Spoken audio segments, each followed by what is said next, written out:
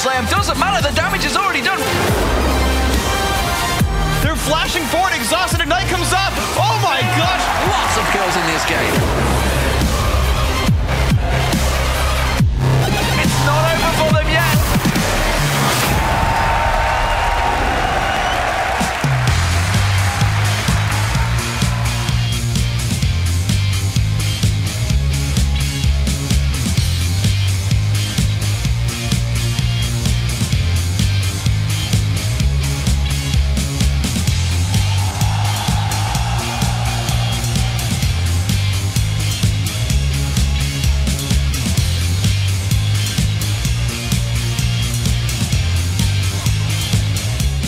Welcome, ladies and gentlemen, to the 2013 League of Legends All-Star Weekend, live from Shanghai Grand Stage in China. I'm Rivington Bism III, along with Lee D-Man Smith and Joshua Jat Leesman. And the fans are starting to fill up the 8,000 seats in this indoor stadium, where over the next 3 days, 25 of the best players from around the world will have their talents put to the test in individual skill competitions and the All-Star Team Tournament.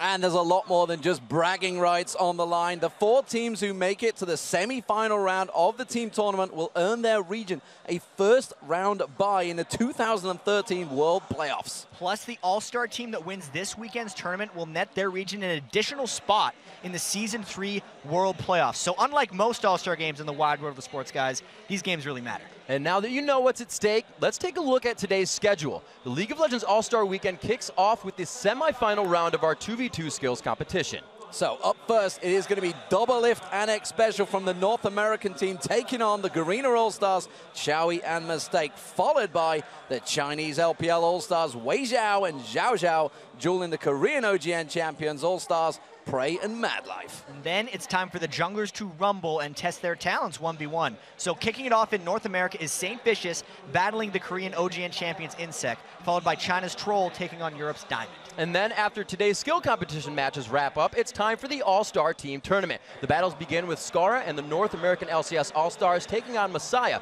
and the Chinese League of Legends Pro League squad.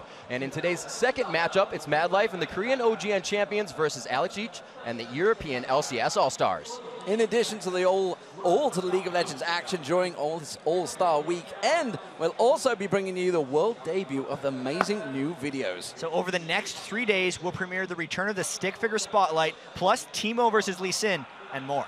And now that you got a handle on all the amazing that's going down during this All-Star Weekend, let's take a tour of the Shanghai Grand Stage and meet everyone who will be guiding you through this 3-day event.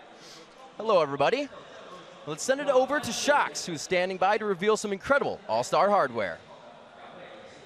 Thank you very much, Riv. Now, I'm Evie, Shox supporter, and I am here on the main stage, where I'm standing by the gaming stations. Now, these gaming terminals, are custom designed for the League of Legends All-Stars, and they hold all the gear that our players are going to need to put on a peak performance this weekend. And one of the absolute highlights of this stage must be the 10 meters high monoliths here behind me. Now let me explain what they do real quick. During Champion Select, they will toggle the 112 available champions until one of them is locked in. Now when the draft is completed, the player and the champion he's going with, will be displayed on the monoliths behind them for all of the audience to see. They are so awesome, and you know, I actually want to get them back to Cologne once the show is over. But for now, let's go over to Joe in the interview lounge. Thanks, Shox. I'm Joe Miller, and I'm here at the interview lounge, where all weekend long we'll be hanging out with the All-Star players and getting their take on this amazing All-Star event. Now, let's send it down to Freak, who's standing by at Replay Central. Thanks, Joe. I'm David Freak Turley, and I'm here at Replay Central, where we're going to break down all the amazing plays, the Smite steals, the Nexus crushes, everything that tells you who won and why. Of course, we're not the only broadcast crew here. We've got China and Korea broadcasting in their native languages and to the stadium at large. It's going to be an amazing weekend, so I'll send it back to you guys at the desk. Thank you very much, Freak. Now let's take a closer look at the All-Star Team Tournament bracket. In the first round, it's the North American LCS squad taking on the Chinese LPL All-Stars, and the Korean OGN champions taking on the European LCS All-Stars in a best-of-3 series. So the winner of the North American versus China match will advance to take on the Garena All-Stars during day 2 of our broadcast. The losers, they're going to move down into the second round match up against the losers of the Korean OGN champions versus the European LCS All-Stars. And the winner of that second round series will play the victor of Korea and Europe during the second semifinal match, with a trip to the League of Legends All-Star Championship match on the line. And the team that wins this weekend's All-Star Tournament Championship will walk away with more than just the All-Star title. They'll earn their region a first-round bye and an extra spot in the 2013 World Playoffs and some Alienware PCs. But wait, there's more. The 3 teams that join the Garena All-Stars in the semifinals will also earn their spot in a top-seeded team bye in the Season 3 World Playoffs. And that bye is huge advantage because it means they don't have to play in the group stage. And while those first round buys will be big for the region's top teams, it's the extra spot in the tournament that will have the biggest effect on the World Playoffs. And the important thing to remember about this tournament is that 5th place and 1st place are really the only 2 spots that matter, since it's the bye or the extra slot in the championship. And, you know, these leagues are also competitive that it will really matter. Korea and North America in particular have 4 different teams represented. So these guys will really not only be playing for their regions, but they're playing for their own chance at the World Finals. And of course, all weekend long, you can go to lolesports.com. You can vote for the team that you think will bring home the All-Star Team title. Plus, you'll also be able to check out our exclusive behind-the-scenes photos, watch all the teams via the VODs, and keep everything up to date of what is going on here in Shanghai. It's going to be a great weekend, guys. Don't forget, lolesports.com.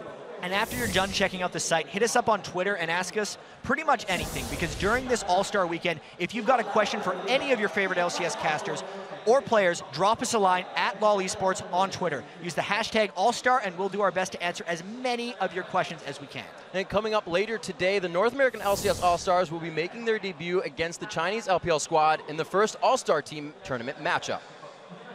And now for more North American LCS Team and All-Star Weekend, let's send it over to Freakin' Joe over at the interview lounge. Thanks very much, D-Man. Right now, we're happy to be joined by North American All-Star top laner, Dyrus. Dyrus, you're coming in here. It's a really, really big weekend for you. What does the All-Star weekend mean to you? It means a lot because we definitely have a lot to prove. And if we pull off a win, it'll be massive because it'll just like up the NA scene as a whole. So you guys have obviously done a lot of training. You've been staying in the Curse Mansion to get everything, you know, nailed down and ready for this tournament. How's that gone for you so far? I mean, who have you been training against? How has it been going in terms of results? Right now, we've all got along, and it feels like we're cheating because we have a coach and an analyst and a TV to look at. I've never seen so much preparation for any match of my entire career. Like, we never prepared this much for a match. And when you have an analysis and you have replays and you have a coach, like, it really, really does feel like you have 7 people on your team. And, you know, problems get fixed right away. Even though there was a short amount of time to practice, it was very, very efficient practice. What was the sort of best thing about playing with a sort of, so you normally play with Team Solo Mid, what was sort of the best thing about playing with a sort of all-star squad of new players? Everyone, like, after the first game, like, everyone just knows what to do. Like Saint said before, if he says go to Dragon, everyone just knows what to do. You don't really have to explain, like, through them. Like, we all are very, very good players in NA, and like there's less time used, and everything just goes so smoothly. We can like explore things, what works like stronger with our team, what team comps, some strong player picks for each player, and it's good. Your first game is going to be against the Chinese LPL All-Stars. Now, they've got somewhat of a different mix to you guys. They've got 3 players from Team W and 2 players from IG. Do you think that gives them an advantage, or is that maybe even a disadvantage having, you know, 2 almost half teams in there? It's kind of both because they've been practicing for like 2 weeks plus, and I know WE and IG have some conflicts with each other, so there might be some internal conflicts if something goes wrong. So maybe we're hoping for that to like backfire on them. But like as a strength, like we all can speak English, they all can speak Chinese, and there's Koreans. Then the European team is going to have some language barriers. So, you know, there's some advantages and disadvantages all around. So moving past the China match as well, how do you think you're going to do throughout the entire weekend? What's your prediction for finish? Wow. Like, I'm just gonna go with the favorites because like it's China, Korea, Europe, and then us. Like that's the favorites, but we're looking for an upset. But other than that, that's what I would predict. So coming up next, we've got the skill matchups. Now, you already played your first round game. You unfortunately lost that one. Talk us through it, and it's a completely different mindset, of course, than playing in a 5v5 game. What are your thoughts, and what are the primary targets going into a game like that? 1 versus 1, like you don't even have to like blue pill, and you can pick whatever champion you want. You can just shove up the lane, push up tower, start with a Doran's item. Like you don't go for the late game. There's 100 CS, first kill, first tower. You could probably go Heimer. Like I went Soraka versus Kennen. You should probably ban Kennen in that because it's pretty like OP, and